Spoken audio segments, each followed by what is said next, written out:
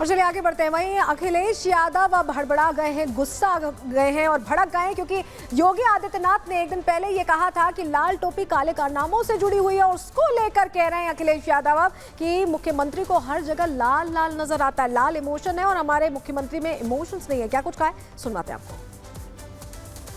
आपने जनादेश 5 वर्ष का दिया था, लेकिन आपको चुनाव का सामना करना पड़ रहा है। समाजवादी पार्टी प्रदेश के अंदर अराजकता पैदा करने की अपनी कुत्सित मंशा से आज भी जब भी उसको मौका मिलता है उस अवसर को वो जाया नहीं होने देती है। इनके इतिहास के पन्नों को लड़ते हुए आप जाएंगे तो बहनों और भाइयों, काले कारनामों से इनका पूरा इतिहास भरा पड़ा है। लाल टोपी है लेकिन काले कारनामों के लिए लोग जाने जाते हैं। जो लाल रंग है उसको समझना पड़ेगा। ये लाल रंग क्रांति का है, लाल रंग हमारे इमोशंस का है, ये लाल रंग मेल मिलाप का है। ये कार्यक्रमों का हमारे जब बहुत पारिवारिक कार्यक्रम होते हैं उसमें सबसे ज्यादा रंग अगर कोई दिखाई देता है तो लाल रंग दिखाई देता है। हम जब खुश होते हैं तो आप देखते होंगे हमारे चेहरे लाल हो जाते हैं, दुखी हों तो हमारे चेहरे लाल हो जाते हैं। ये लाल रंग इमोशन का है। हमारे मुख्यमंत्री जी इमोशन नहीं समझ सकते हैं। मुस्लिम विवाह होते थे उनको काजी रजिस्टर करते थे, आज से ये सरकार में रजिस्टर होगा। माइनर का शादी रजिस्ट्रेशन नहीं होगा। अब काजी की छुट्टी और इंसाफ की बजेगी घंटी। ये इसलिए क्योंकि बाल विवाह पर रोक लगाने के लिए असम सरकार ने एक ऐतिहासिक फैसला लिया है, और अब उस फैसले के बाद मुख्यमंत्री हेमंत बिस्व शर्मा एक और एजेंडे पर कदम बढ़ाने के लिए पूरी तरह से तैयार नजर आ रहे हैं। क्या है ये ताजा फैसला और क्या है उनका अगला एजेंडा, रिपोर्ट में देखिए।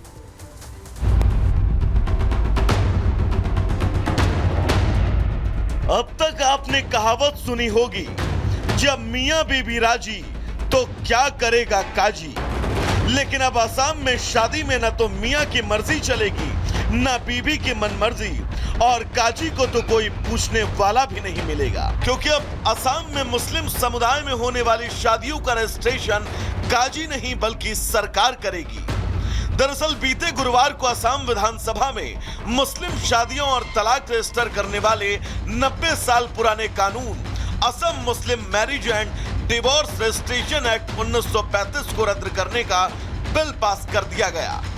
पुराने कानून के रद्द किए जाने के बाद अब मुस्लिम समाज के लोगों को शादी और तलाक का रजिस्ट्रेशन कराना जरूरी होगा। इसकी जगह जिस बिल को असम कैबिनेट ने लागू किया है उसका नाम मुस्लिम विवाह पंजीकरण विधेयक 2024 है। नए विधेयक के तहत बिल में 2 विशेष प्रावधान हैं। पहला, मुस्लिम शादी का रजिस्ट्रेशन अब काजी नहीं बल्कि सरकार करेगी। दूसरा, बाल विवाह के पंजीकरण को अवैध माना जाएगा। हालांकि असम विधानसभा में मुस्लिम समुदाय में होने वाली शादियों से जुड़े पुराने बिल को रद्द करने का प्रस्ताव भले ही गुरुवार को पास हुआ, लेकिन असम कैबिनेट ने 22 अगस्त को ही इस बिल को मंजूरी दे दी थी। दरअसल असम के सीएम हिमंता बिस्वा शर्मा पहले ये साफ कर चुके हैं कि वो राज्य में ना तो किसी बच्ची का बाल विवाह होने देंगे और न किसी लड़की का जीवन बहुविवाह की कुरीतियों में फंसकर खराब होने देंगे। इसी कड़ी में जैसे ही गुरुवार को ये बिल विधानसभा में पास हुआ, सीएम हिमंता ने सोशल मीडिया पर इसकी जानकारी साझा करते हुए कहा, आज असम की बेटियों के लिए ऐतिहासिक दिन है। असम विधानसभा ने मुस्लिम विवाह पंजीकरण विधेयक 2024 को पारित कर दिया है।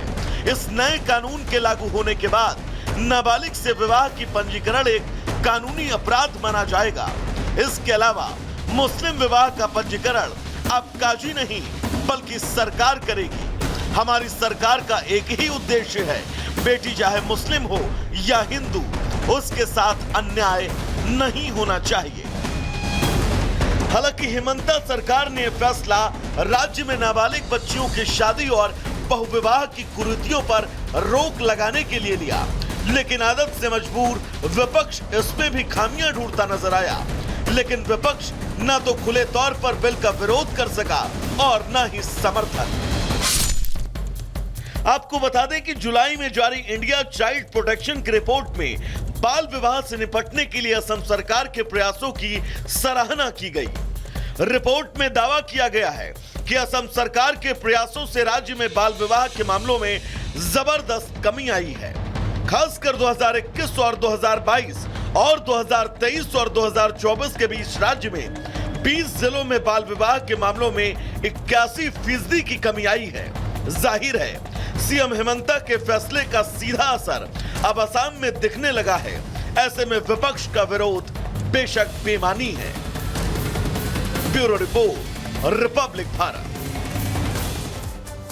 और चलिए आगे बढ़ते, बात कर्नाटक की करेंगे, जहां पर कांग्रेस सिद्धारमैया सरकार पहले सनातन को लेकर कई विवादित बयान भी दे चुकी है और अब एक ऐसा फैसला उनकी तरफ से लिया गया है जिससे हिंदू समाज में गहरी नाराजगी है। भारतीय जनता पार्टी भी सवाल पूछ रही है। इसी से जुड़ी रिपोर्ट आपको दिखाते हैं कि आखिर वो फैसला है क्या। गदा और तीर कमान से सांप्रदायिक माहौल बिगड़े। ये वही एसडीपीआई है जो पीएफआई की पॉलिटिकल विंग है। इनके रहने से सांप्रदायिक माहौल नहीं बिगड़ रहा।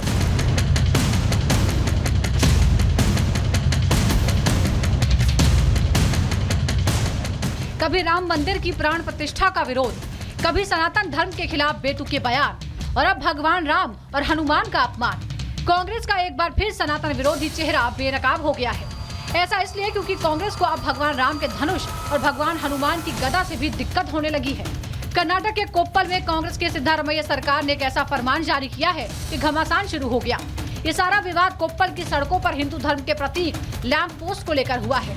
दरअसल कोप्पल की सड़कों पर भगवान राम का धनुष, भगवान हनुमान की गदा और भगवान वेंकटेश्वर के प्रतीक की लैंप पोस्ट लगाई गई थी, जिन्हें कर्नाटक सरकार ने हटाने का आदेश दिया है, जिससे साफ है कि कांग्रेस को अब भगवान राम के धनुष और भगवान हनुमान की गदा से भी दिक्कत होने लगी है। दरअसल एसडीपीआई ने सड़क पर लगी इन लैंप पोस्ट पर आपत्ति जताते हुए शिकायत दर्ज कराई थी, जिसके बाद जिला प्रशासन ने ये कहते हुए इसे हटाने का आदेश दिया कि इससे सांप्रदायिक सवाल खड़े हो सकते हैं, जिस पर हिंदू समाज नाराज हो गया है और कांग्रेस के इस फरमान के खिलाफ विरोध जताया। ये लैंप पोस्ट नगर निगम की तरफ से कोप्पल के गंगावती में स्थापित किए गए थे। ಅದು ಪೌರಾಯುಕ್ತರಿಗೆ ಕೊಟ್ಟಿರುವಂಥದ್ರ ಮನವಿಯಲ್ಲಿ ಏನಿದೆ ಅಂತ ಹೇಳಿ ಈಗ ಏನು ಲೋಗೋ ಹಾಕಿದ್ದಾರೆ ಅದು ಲೋಗೋ ಕಾನೂನು ಬಾಹಿರವಾಗಿರುತ್ತದೆ, ಅದು ಪೌರಾಯುಕ್ತರಿಗೂ ಗಮನಕ್ಕಿಲ್ಲ ಅಂತ ಹೇಳ್ತಾ ಇದ್ದಾರೆ. ಹಂಗಾಗಿ ನಾವು ಏನಿದೆ ಇದು ಕಾನೂನು ಬಾಹಿರ ಆಗಿದ್ದಲ್ಲಿ ಅದನ್ನು ಶೀಘ್ರವನ್ನು ತೆರವುಗೊಳಿಸಬೇಕು, ನಗರದಲ್ಲಿ ಶಾಂತಿಯುತ ವಾತಾವರಣ ನಿರ್ಮಾಣ ಮಾಡಬೇಕಂತೇಳಿ ನಾವು ಪೌರಾಯುಕ್ತರಲ್ಲಿ ಮನವಿ ಮಾಡ್ಕೊಳ್ತಾ ಇದ್ದೀವಿ. ಒಂದು ಕೂಮಿಗೆ ಏನು ಧಕ್ಕೆಯನ್ನು ಉಂಟು ಮಾಡ್ತದೆ ಅಂತನ್ನೋ ದಡ್ಡತನದ ದೂರನ್ನು ಕೊಟ್ಟಿದ್ದಾರೆ. ಸರ್ಕಾರ ಇವರ ವಿರುದ್ಧ ಕ್ರಮ ತಗೊಳ್ಬೇಕು. ಈ ರೀತಿಯ ಯಾವುದೇ ರೀತಿಯ ಆಪಾದನೆಗಳಿಗೆ ಯಾರು ಕಿವಿ ಕೊಡಬಾರ್ದು. ಮಾನ್ಯ ಶಾಸಕರು ಮತ್ತು ಸಚಿವರು ಇವರ ಬಗ್ಗೆ ಗಮನ ಹರಿಸಿ ಮತ್ತು ಆ ದೂರನ್ನು ಪರಿಗಣಿಸದೇ ಇರಬೇಕಂತ ಹೇಳಿ ನಾನು ಮನವಿ ಮಾಡ್ಕೊಳ್ತೇನೆ. जानकारी के मुताबिक गंगावती तालुका में अंजनाद्री पहाड़ी है, जो हनुमान का जन्म स्थान बताया जाता है। इसे ही लैंप पोस्ट को लगाने का कारण माना जाता है। ये लैंप पोस्ट अयोध्या के जैसे ही हैं।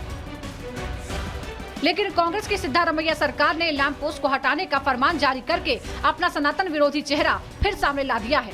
इस आदेश के बाद सियासत तेज हो गई है। बीजेपी नेता और प्रवक्ता शहजाद पूनावाला ने कांग्रेस सरकार को जमकर घेरा। वहां पर भारतीय संस्कृति के चिन्ह वाले कुछ लैंप पोस्ट लगाए गए, बो एंड एरो वाले, गदा वाले, तीर कमान वाले, तो उसको उतारने का काम कर दिया गया। एसडीपीआई ने फतवा जारी करके कहा कि इससे सांप्रदायिक माहौल बिगड़ेगा और कांग्रेस पार्टी भी जी हुजूर करके ये सारी चीजें करने लग जाती। हालांकि ये कोई पहली बार नहीं है जब कांग्रेस सरकार में सनातन विरोधी गतिविधियां सामने आई हो। इससे पहले कर्नाटक के बेंगलुरु में एक शख्स पर कुछ लोगों ने इसलिए हमला कर दिया क्योंकि वो अपनी दुकान में हनुमान चालीसा बजा रहा था। पुलिस ने इस केस में 6 लोगों को गिरफ्तार भी किया था। Bureau report, Republic Bharat.